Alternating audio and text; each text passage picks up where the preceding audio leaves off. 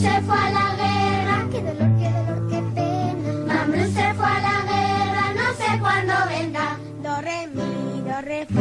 No sé cuándo vendrá, si vendrá por la Pascua. Qué dolor, qué guay. Es difícil que haya una línea en alguno de mis libros que no tenga su origen en la infancia. Durante los primeros 8 años de mi vida ocurrieron o tuve las experiencias que luego he elaborado poéticamente, literariamente a través de toda mi vida, y pocas experiencias posteriores me han sido tan útiles como las de la infancia. En realidad yo podría decir que toda mi obra tiene su cantera en los primeros años de la infancia. No recuerdo esa época ni como la de un niño feliz, ni la de un niño infeliz, sino como alguien que tenía una vida propia, un mundo propio dentro del cual vivía, y que es el que ha alimentado todo el resto de mi obra. Por la Pascua o por la Trinidad, do, re, mi, do, re, fa. O por la... ¿Qué escribir? O dicho de otro modo, ¿de dónde vienen las ideas o las historias? Las historias que se pueden contar o que se pueden escribir son infinitas. Hay más que granos de arena al desierto o gotas de agua en un océano. Pero aunque sean infinitas, cuando un escritor se sienta a escribir, se centra en una sola, en una única historia que tal vez representa a muchas otras, o al escritor mismo, o a muchos de sus lectores. Pero la pregunta que se hace una y otra vez a distintos autores es: ¿cómo hace para que de ese posible infinito de historias escoger una sola? ¿Y por qué esa precisamente y no otra? ¿Qué sistema utiliza para saber que la historia concreta que se dispone a escribir es la más adecuada y no otra? Bueno, son muchos los escritores que ante estas preguntas contestan de una forma que parece un poco misteriosa, y que a algunos les parece en realidad que encierra una clave que no quieren desvelar.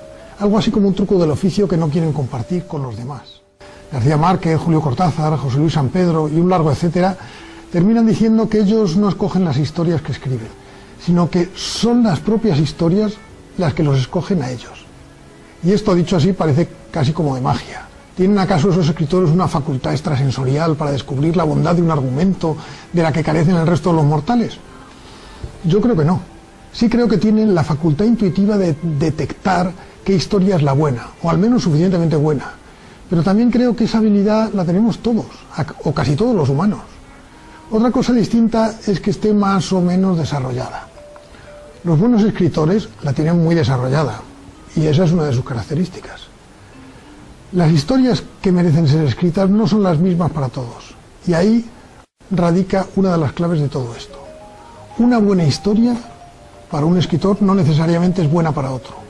Cada uno debe encontrar las historias que mejor le vengan, las que más se acerquen a su modo de interpretar el mundo y que resuenen en su interior con una fuerza desconocida. A eso se refieren los escritores que dicen que son escogidos por la historia.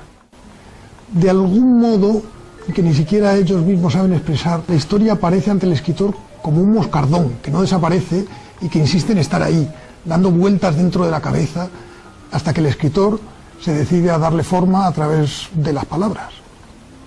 Pablo Neruda decía: mis criaturas nacen de un largo rechazo, porque finalmente hay que sacárselo de encima a través de un minucioso conjuro que tiene la forma de escritura.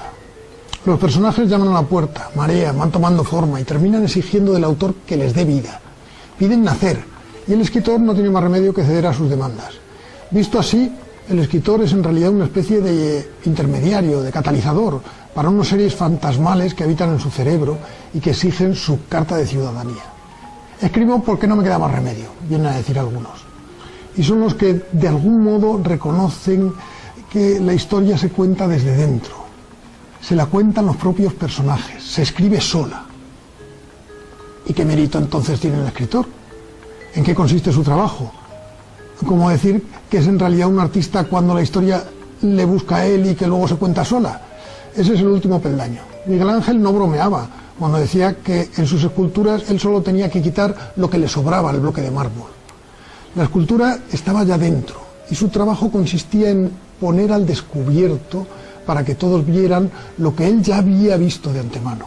El mérito consiste en saber qué sobra de una pieza de mármol, o para convertirla en un Moisés o en un David. Se precisa una sensibilidad especial. Es una sensibilidad que se va creando con el tiempo y es una técnica muy depurada para soltar todo lo que sobra, pero solo lo que sobra. Con la escritura pasa lo mismo. Es preciso tener un oído muy fino para escuchar lo que el personaje quiere decir, qué historia quiere contar y cómo la quiere contar. Lo dice no con palabras, sino con imágenes, con intuiciones, con estados de ánimo, con sensaciones, y es preciso tener una gran sensibilidad y pericia técnica para traducir ese mundo inmaterial a la sucesión de palabras que constituyen una historia. Por la Pascua o por la Trinidad, do, re, mi, do, re, fa. O por la Trinidad se acaba. Qué dolor, qué rabia. La Trinidad se acaba, Mam Bruno viene ya. Do, re, mi, do, re, fa. Mam Bruno viene ya. Me he subido a la torre. Qué dolor, qué corre. Me he subido a la torre.